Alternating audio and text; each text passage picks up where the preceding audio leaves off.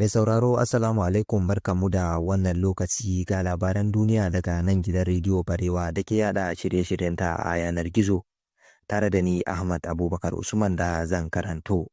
Rundunar 'yan sandan jihar Gombe ta sabke mutane 5 da ake zargi da laifukan satan babur da kuma lalata turakun wutar lantarki na kamfanin TCN.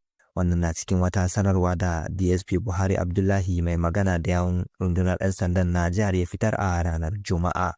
DSP Buhari Abdullahi ya ce an kama mutum 2 a ƙauyen Zange da ake zargi da satar ƙarafu guda 14 daga turakun lantarki na TCN a mararraban Tumu, yayin da kuma 3 aka kama su kan satan babur a Bajoga, wanda aka gano sun ɓoye babur ɗin a gidan ɗaya daga cikinsu.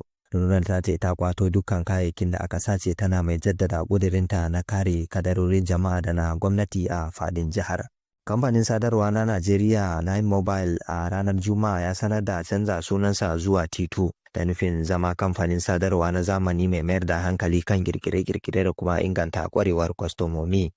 Shugaban kamfanin Obafemi Bamigbe shine ya bayyana hakan, inda ya bayyana wannan mataki a matsayin babban sauyi na dabaru ba wai kawai sauya suna ba. Sojojin saman Najeriya sun dakile harin 'yan ta'adda a garin Ran bayan gazamin artabu da ya sanadiyar mutuwar miyagu da dama. Ya kuma do Ehenem Ijom Dami shine bayyana hakan, inda ya ce rundunar sun samu wani bayanin sirri inda hakan ya taimaka wajen dakile mummunan shirin 'yan ta'addan. A cewar rundunar sojin saman, an gano shirin 'yan bindiga na kai hari kan dakarun sojin ƙasa da ke Ran, kuma an yi nasarar kakkaɓe su. Wannan na zuwa ne 'yan kwanaki bayan rundunar ta halaka 'yan ta'adda 30 lokacin da ta yi lokutan wuta a kansu a jihar Zamfara. Gwamnatin tarayya ta kayyata cewa akwai tsananin matsin tattali da yunwa a Najeriya, tana mai cewa abin bai yi muni haka ba. Mai ba shugaban ƙasa shawara Sunday Dare ya bayyana cewa gwamnati ta fitar da ton 42,000 na hatsi da aka rabawa jihohi. Da yake magana kan farfadowar naira, da Dare ya ce shirye-shiryen gwamnati da dama sun kare 'yan ƙasar daga yunwa da tsadar rayuwa.